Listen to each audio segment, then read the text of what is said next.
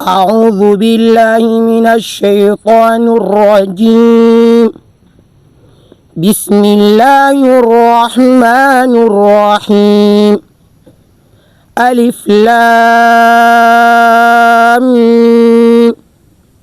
تنزيل الكتاب لا ريب فيه من رب العالمين. أم يقولون افتراه بل هو الحق من ربك لتنذر قوما ما أتاهم من نذير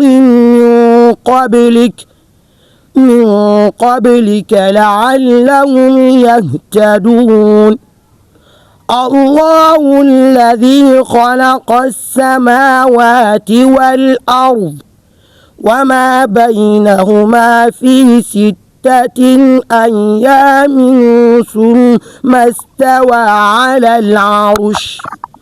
ما لكم من دونه من ولي ولا شفيع أفلا تتذكرون.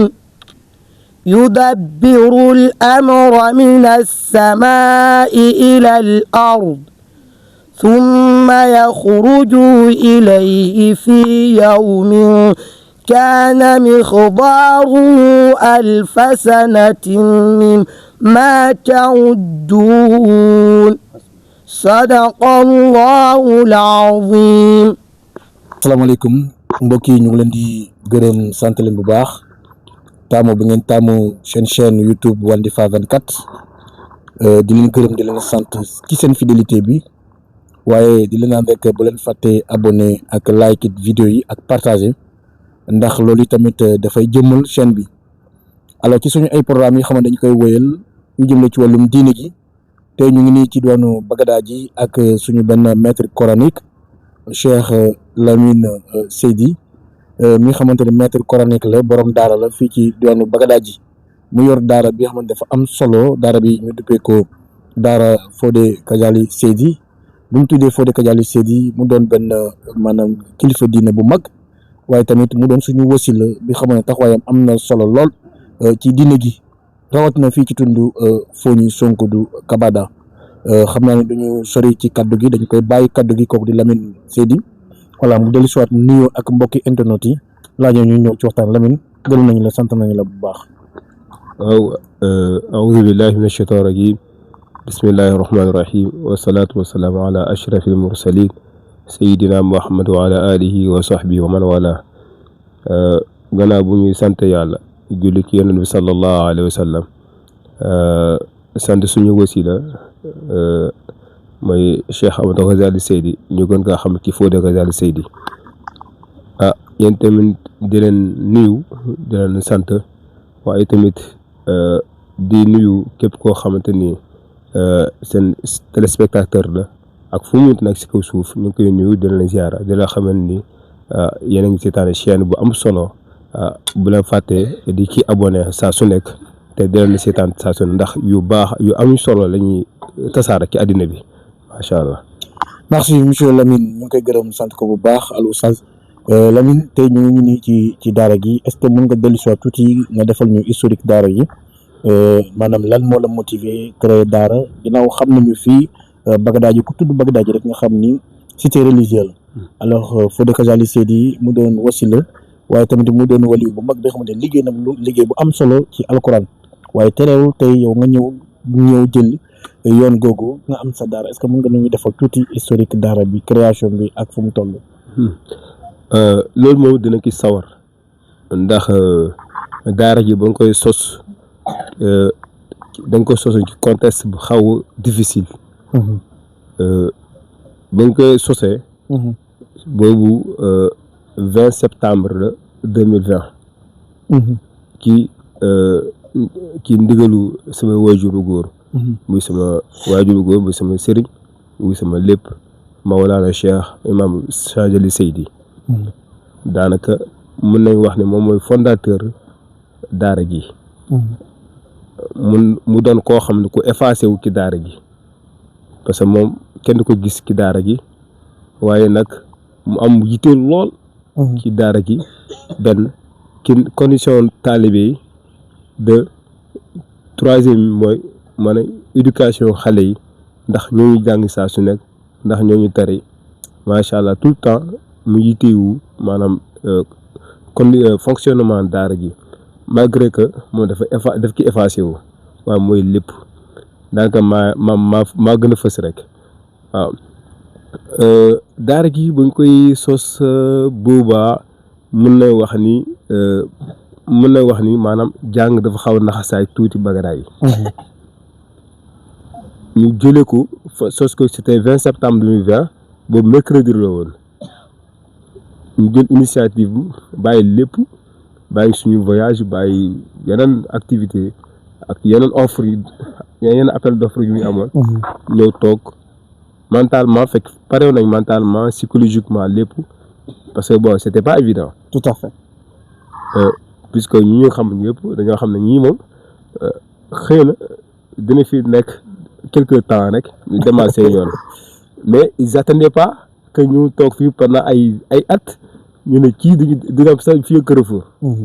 bon c'était impossible pour eux mais moi psychologiquement moralement je me suis déjà préparé quand j'ai parlé avec mon papa et bon alhamdulilah booba tey ñu ngi ci ba tey xale yi commencé jàng adapté ki jàng dugg ba seen xol ñu roode ci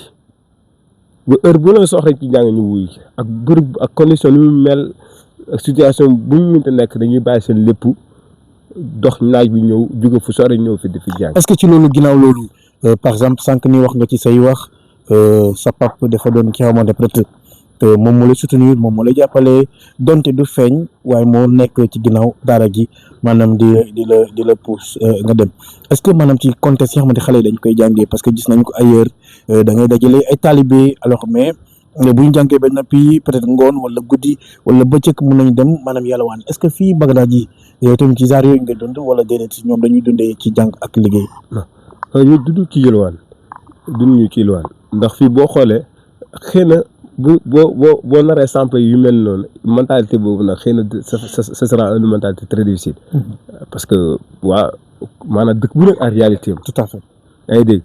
lu nekk ci nord wala Touba wala Tivaouane. boo ko nar a sampee fi xëy na du dox. waaye tamit lu nekk fi tam boo ko yoru Touba xëy na du dox. moo tax il faut vivre selon maanaam environnement mu ngi dund.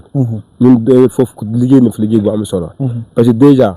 xam nañ fii amaana que am mi du demee noonu. moo tax on a fait daara yi gratuitement benn deuxième bi maanaam dañuy jël taalibe en fonction suñu doole. parce que tamit mën a jël taalibe maanaam ñu ñëw jàng ba pare yow sa am condition bi demewul noonu yaa ngi dégg pour soobaa dafay andi maanaam ay jafe-jafe yu dul jeex. troisième bi mooy fii bërëb bi xëy na bu fekkee xale yi dañu dem yalwaane ji xëy na mën naa dul jafe parce que tamit comme soota yi ñu bëri xamuñu loolu moo tax yooyu yëpp da nga ko teg à côté daanaka sim bi sama waajur bu góor moo jël engagement moom di dundal xale yi da leen jox un ndékki añ reer ak ñi nga xam ne maam ay nit yu baax la bonne volonté yi tamit ñu koy ci jàppale. alors wax sànq ni tudd nga gratuité mooy maanaam kenn du fay dara dañu ñëw ñu jàng alors que ku xam daara da ngay xam ni daara am na yu mu soxla am na yu muy laaj. yu mel ni ay basson yu mel ni ay table banc yu mel ni ay alquran yu mel ni vraiment bëri nañu. si ginnaaw sa papa est-ce que da ngay am par exemple ay partenaires nga xamante ñoom ñooy dugal seen loxo maanaam sur vraiment ci daara ji. non du ma ne sax partenaire peut-être bon quand on dit partenaire il faut avoir c'est-à-dire des sociétés ou genre entreprise wala un GIE qui t'aide à soutenir à aller en avant. Non, par exemple des personnes de bonne volonté. nga am des personnes de bonne volonté à Dakar en Europe Touba comprendre nga ñi nga xamante ñoom chaque fois parce que ils œuvrent sur ça ñu gis benn action bu noble bi xamante ne vraiment action humanitaire ñoom tamit ñu dugal ci seen loxo par exemple. si yaana am na ay quelques bonnes volontés yoo xam te ni peut-être il veut pas que je cite leur nom mais quand même ils sont là pour moi ils sont là à n'importe quelle heure saa su ma leen diisoo dara ñu jug ñu taxaw kii donte ñooñu bu ñu deful lépp waaye ñu xëcc koo xamante ne dinañu taxaw xam nga daara moom daanaka moom tout le temps dafay am situation. yëkkati micro daara dafay am tout le temps dafay nekk situation boo xam ne c'est un peu délicate. Tu en as toujours besoin de bonne volonté toujours tous les jours parce que daara gi mooy loolu parce que plus que en France plus ça améliore plus que ça progresse plus tu en as besoin tu as besoin des gens tu as besoin de soutien voilà c'est pourquoi que ñun moom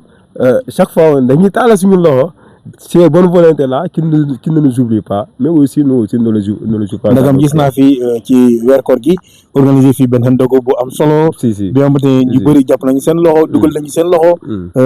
afin que peut-être mun a am réussite totale yu ni mel moom da ciy baax ci daara bi. ginnaaw bu ñu jógee loolu maanaam contrainte yi tey daara gi lan nga gën a soxla gis naa taalibe ñiy toog ci biti di jàng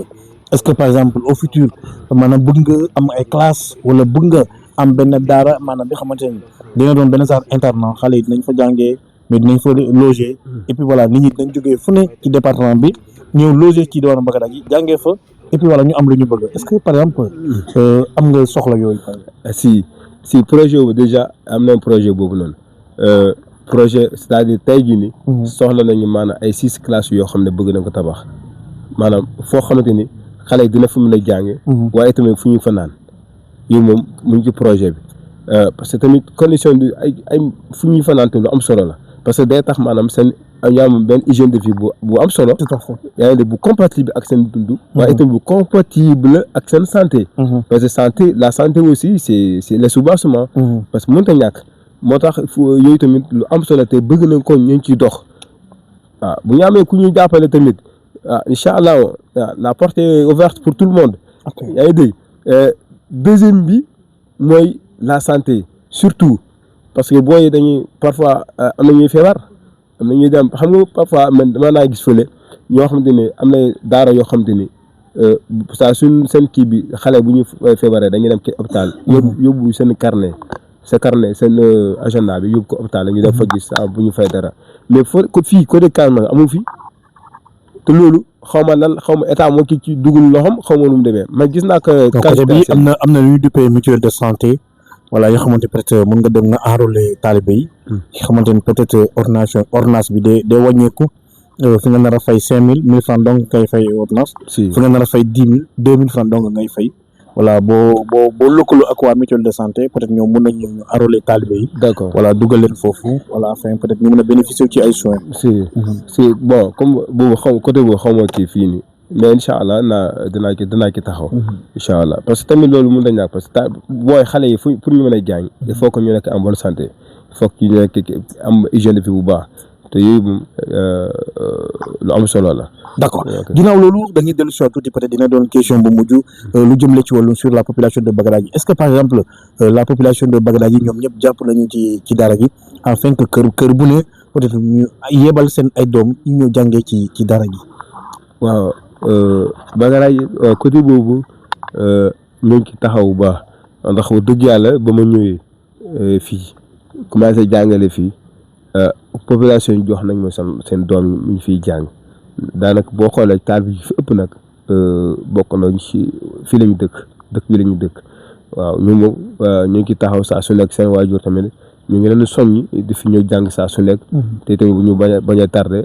alhamdulilah mais côté boobu wax dëgg yàlla maa ngi sant waa Bagdad ndax wax dëgg yàlla dëkk boo def waa dëkk bu jàppale la jox la ay jox la ne seen doom ñu nga leen jàngal te loolu c'est un coup de pouce loolu moom wax dëgg yàlla ma lañ ci ñaax encore. ñu taxaw ci donc au-delà de ça sax maanaam ñu taxaw ci ñu gën a jàppale am solidarité suñu biir am ñeewante encore kii xale yi parce que tamit xale yi moom daara muy dëkk mooy projet boo xamante ni kenn xamul nu mu méttee benn kenn xamul nu mu compliqué ñaar kenn xamul maanaam kenn mënu koo natt ba nga xam ne lii muy daara dëgg-dëgg parce que daara c'est pas un projet personnel daara c'est un projet commun parce que ñu bare loolu foofu la ñuy naxee sa dañuy jàpp ni maanaam ki yor daara amaana que muy am ala adduna ak lu du geex fekk c'est pas tel n'est pas le cas parce que aujourd'hui tey man damay jàngale xale yi may jàngal nii peut-être am na ñoo xam ne leen juruma leen seen mbokk parental la wala suñu kii la mais xale yi suba kan lañu njëriñ seen bopp ak seen yaay ak seen kii moo tax un sëriñ daara même un maître coranique il ne travaille pour lui pour soi-même il travaille pour toute la communauté c'est pourquoi ñun daara c'est pas un projet personnel c'est un projet commun moo tax ñëpp ci war a jàppale ñëpp ci war a jàpp te tamit ñëpp war a dugal seen loxo ngir mu jëm kanam. jaajëf kon xam naa ni peut-être ñu bàyyi la boo amee beneen appel bi ngay lancé à l'endroit des partenaires à l'endroit de la population de Bagadaye et environnement afin que kenn ku ne mun a dugal loxoom ci réussite daara ji laata ñuy tëj émission bi. ñun appel solennel bi ñuy def mooy dañuy tàllal suñu loxo dañuy tàllal suñu loxo waa premièrement maanaam population de Bagadaye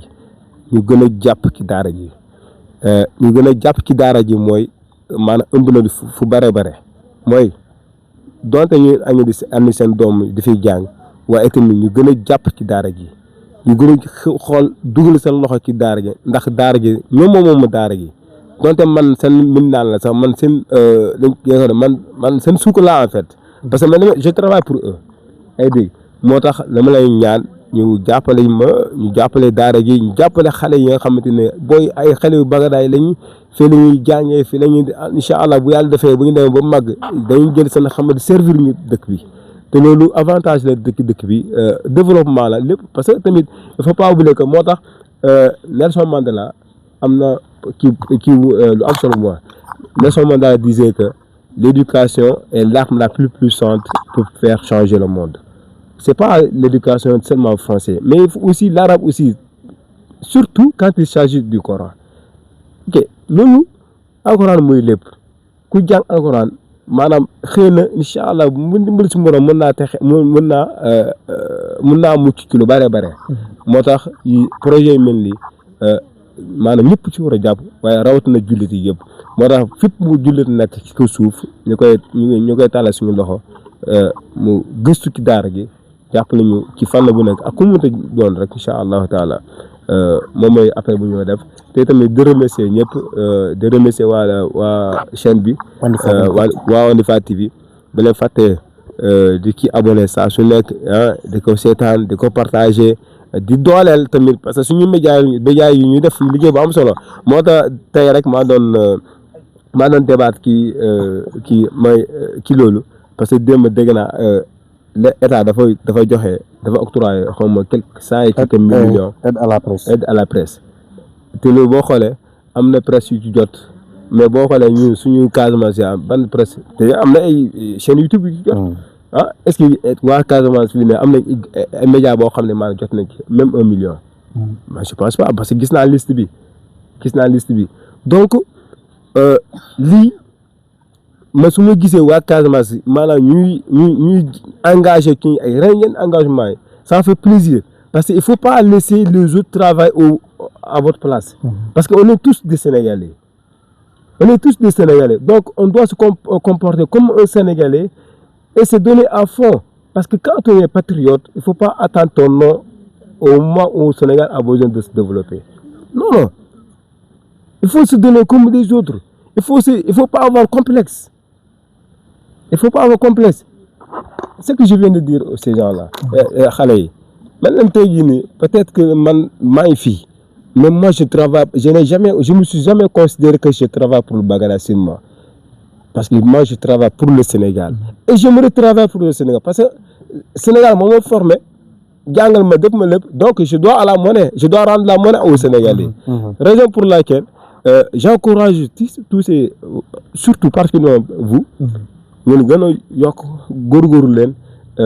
ba yeneen tamit yeneen secteur yi gën a góorgóorlu incha allah ba ñeneen nañ am incha allah ñu fi tamit ñu am ko incha allah bu soobee yàlla c'est ça mon intention c'est ça mon désir incha allah. merci al oustaz Cheikh Lamine Seydi Bagadaye ñu ngi koy gërëmee sant ko bu baax ñoo ko déggandoo appel bu mu jot a lancé ni mu doon bi am solo